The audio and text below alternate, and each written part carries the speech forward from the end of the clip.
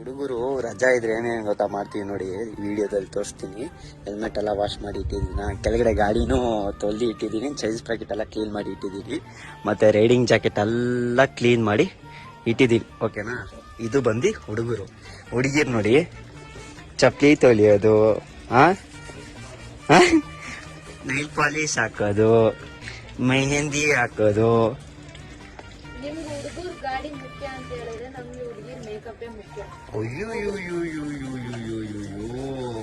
ಇಂಥ ಹುಡುಗಿ ನಿಮ್ ಗ್ಯಾಂಗ್ ಅಲ್ಲಿ ಇದ್ರೆ ಟ್ಯಾಗ್ ಮಾಡಿ ಈ ವಿಡಿಯೋಲಿ. ಮಾತಾಡುವ, ಮುಖ ತೋರ್ಸು. ಸರಿ, ಬೇಡ ಬೇಡ.